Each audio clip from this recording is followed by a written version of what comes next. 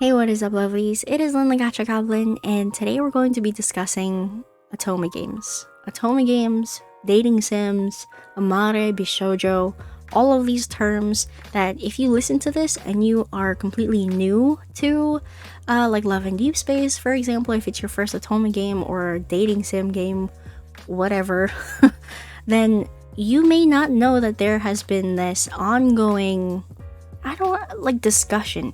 Yeah, it's been an ongoing discussion about how Otome games are incredibly homophobic, and it's really poisoned the space with how toxic people have gotten with all the finger pointing and all of these things, when I think it truly gets boiled down to understanding that there is a different culture out there that had created these games from the very, very beginning. So we're gonna talk about this as much as I can in terms of trying to explain all of these things. And the reason why I bring this up is because an official gaming company, Loka Games Global, which is a Japanese game brand, basically had to address the situation already because it's gotten so toxic. It's gotten to the point where I'm pretty sure they've been receiving, messages and things into their customer service, probably not only them but probably all Otome game companies. So this here says, this is the company itself addressing the community. Dear community, when discussing genres, it is important to remember that each one has specific defining features. The term Otome game refers to a romance focused game where the player takes on the role of a female protagonist pursuing male characters. This is the core established premise of the genre. If a game offers the opinion to choose the protagonist's gender, it is not categorized as an Otome game anymore. There is actually a specific, this is a side note, there's actually a specific genre for that. If the majority of romanceable characters are not male, it is not categorized as an Otome game. While games with other criteria can certainly include romance and appeal to many players, they belong to a different genre with different expectations. For this reason, we kindly ask that games allowing gender choice for the main character not be labeled as Otome. The same applies to games where the majority of romanceable characters are not male. Clear categorization helps players find the experiences they are seeking, avoids confusion about what Otome games are, and supports a healthy growth of the English language Otome market. Okay, so let us kind of dive deeper into this. You know what's really funny? I had created a dating sim presentation that I wanted to show you guys, but I never had the time to complete it, so I'm going to show you what I have completed here, okay? So, breaking down dating sims. We need to talk about dating sims as a whole, okay? It is the umbrella term for all of these different kinds of games where you go into like a visual novel and the point is to build affinity with the love interest, okay? Whether that be female, whether that be male or non-binary or everything else in between, okay? Lovingly I say that. So dating sims, a video game subgenre where players build relationships with characters through the interactions, dialogue choices, and sometimes stat management with the goal of achieving a romantic relationship. We can't deny that Love and Deepspace is this very much so. You build affinity with them, whether it's through, getting through the deep space trials, through combat, or going through the experiences with the different cards that we have. You gain affinity by doing all of those things. And it is to achieve a romantic relationship with them, right? You get to unlock a lot of different levels, voice messages, and all of those different things that you can put in the with him section or the secret times, and it's that. But in traditional Otome like visual novel style, there is specific routes that you take depending on the choices that you make in game. There is no combat typically. There is no necessarily grinding system like gacha grinding system. Sometimes there is a little bit of gacha, but it's not the point of the game. The point of the game is to really go through the different story routes. So there are different endings for particular characters. Sometimes you get a bad ending, sometimes you get a good ending, depending on your choices throughout the game. Now, that is dating sim visual novel in general, okay? That is the overarching idea of it. Now, where did dating sims even come from, okay? Dating sims, which is so interesting. There was a paper written about this. As you can see, this is not finished, but there was a paper written about this that dating sims started in 1987 in Japan. And the initial target was for men. The initial target for this was, if I believe, like right off the top of my head, it was supposed to be a sussy game, okay? It was supposed to be a very gooning game, very sussy game, with very poor graphics. But it was about, this male character trying to romance different female characters, and that was the very first dating sim that had come out. This was before any subgenre of dating sims ever existed, and then eventually there was one that was for women because they saw that the one for men was very successful. So they created one for women where you only play as a female character and you only romance male characters. And that became a going on trend because it became very popular, okay? So then people were like, okay, we need to classify these as different things so that way people know what they're going into. So they started making classifications of, okay, this is an Otome game, this is a Bishoujo game, this is also an Amare game.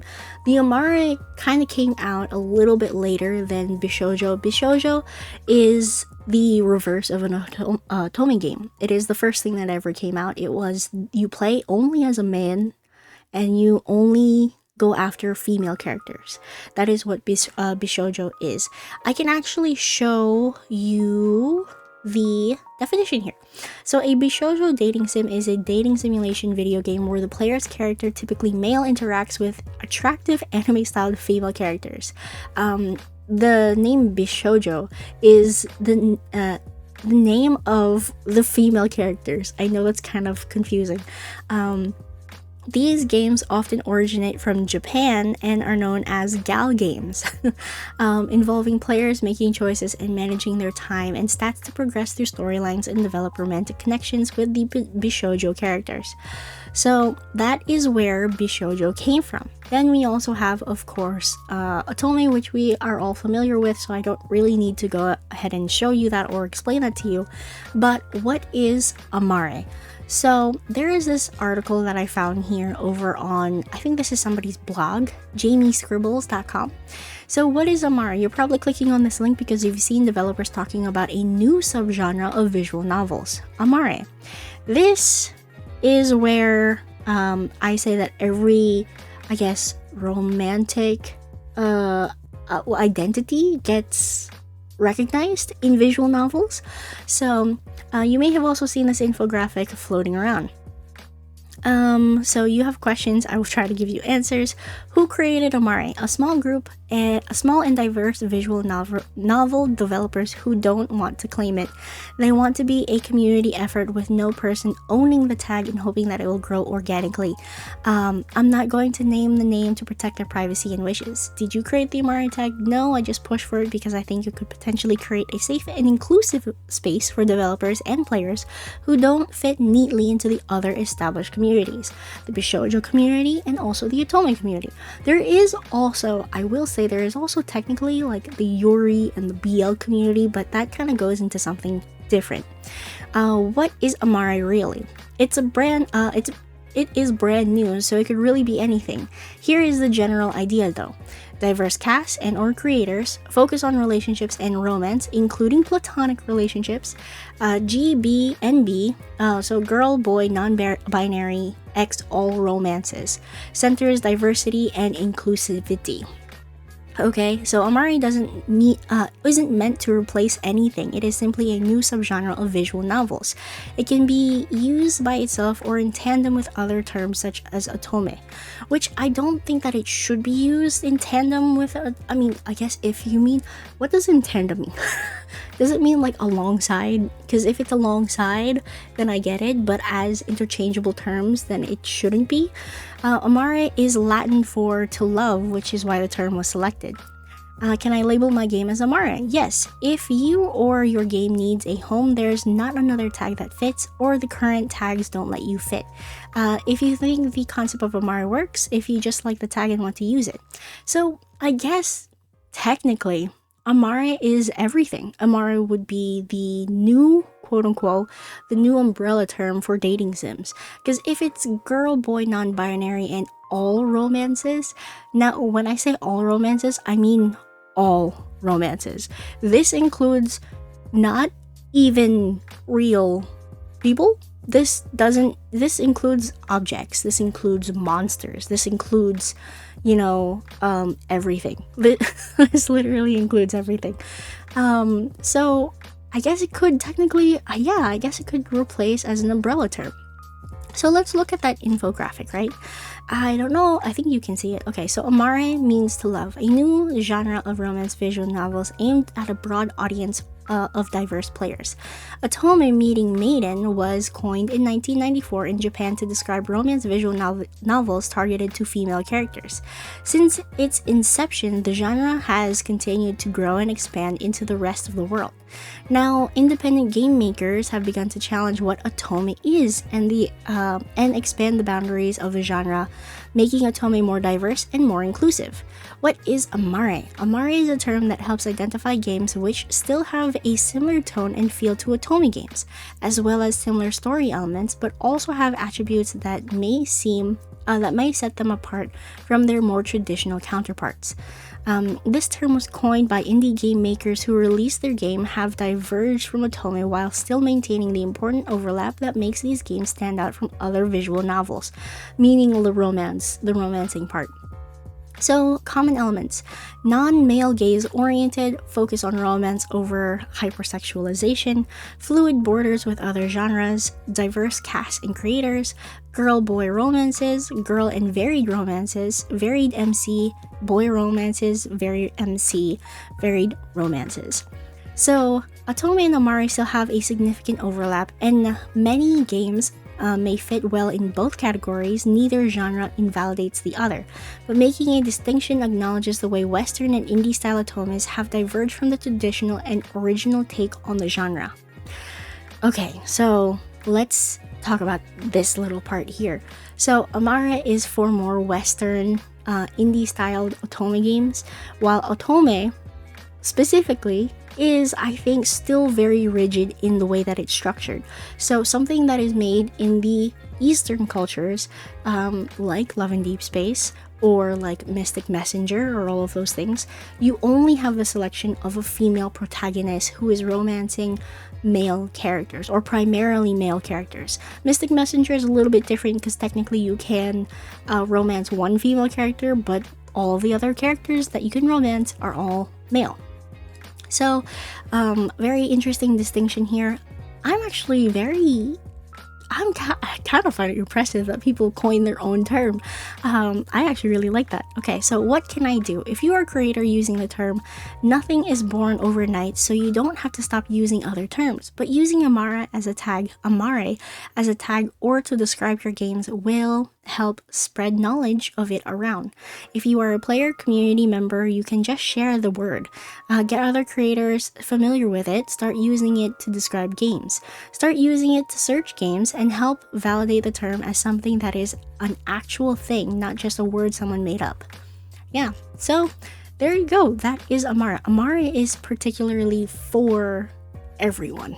Okay, it is for everyone. So technically speaking, you could say that Love and Deepspace is an Amare game. However, it is primarily Otome. It is Otome. If you want to talk about it in very rigid terms, it's a Otome game. But because Amare includes, it includes all kinds of relationships, then it includes all Otome games, it includes all Bishoujo games, it includes all BL, all Yuri, all loving monsters or loving objects kind of thing. So it is very important talk about this and to spread awareness that there is a subgenre that is applicable to everything. Now, why am I so focused on this topic? Why did I want to discuss this? Because I've seen so many people really shame otome players, really shame the otome community, and I feel like we're kind of getting the hate and the backlash of a subgenre that was created when communities were not open-minded yet. Particularly in Japan, it's not necessarily open to the public to be openly gay or bisexual or anything like that. So it's still looked down upon to the majority of the community there. Of course, there are very loud communities there, like everywhere. But in Eastern culture, it is still not 100% accepted, unfortunately. So there is that. And I came across this, which is a reply to the post that we talked about earlier. And these posts are these posts are a lot. So if you don't feel comfortable talking about this topic, I would say to click off now, because I will show what these are saying. And it gets a little, I personally got upset, so that's why I'm talking about it. Okay. So, gotta protect the sanctity of het slop by gatekeeping your highly customizable cardboard personality. Less MC's genre, which is where most gender. Oh my god, I can't read. Personality less MC's gender, which is where most gender requests fall upon. And then what was the other one? Otome games are by nature homophobic games played by mentally ill, also most of the time subconsciously homophobic. Women who are also deluded, they think their fictional men are in love with them, and if they see their fictional men kissing a guy, they will have a breakdown. Okay. Other otome games only have female protagonists and male love interest is not true at all, and as a non-binary person, I find this kind of takes very dangerous. It is true. Like, otome games are specifically that's what the genre is. Unfortunately. I mean, are you behind on the times and full of turf-fueled trash? This game is an otome game. It's been that way. Guess that's what the MC's gender is, genderless. So quit lumping otome games to only women. Yeah. Western fandom is so entitled and embarrassing. If everywhere you go people think you smell, consider that it isn't because you're queer, but because you're a human person. Food for thought. Okay. So, yeah. That is basically... this is kind of crazy. Anyway. That is that. There has been a lot of discussion about this across all platforms, okay? Literally, this topic has been talked about so much, and that's why people coined their own term for it, just to stop the fighting and to also just spread more awareness and be more about the love and less about the hate. That's what I'm thinking. At least that's what I want to focus on. And yeah, hopefully you guys learned something in this video.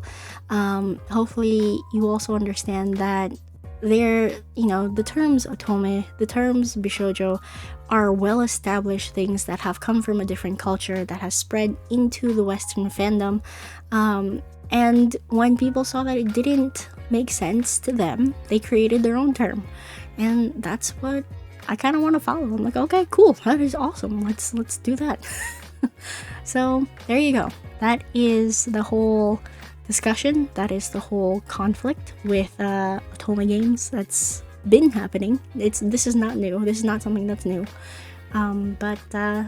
Yeah. Anyway, thank you all so much for watching. If you like this video, leave a like down below. And if you would like to subscribe, I would be very thankful. If you want to join the Patreon, there is that also. There is also my Throne account. In my in my bio where you can help fund for a PC for me so my streams won't be scuffed.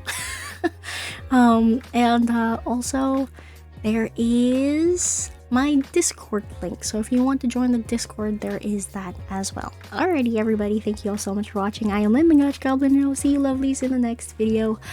Bye bye now. Love ya.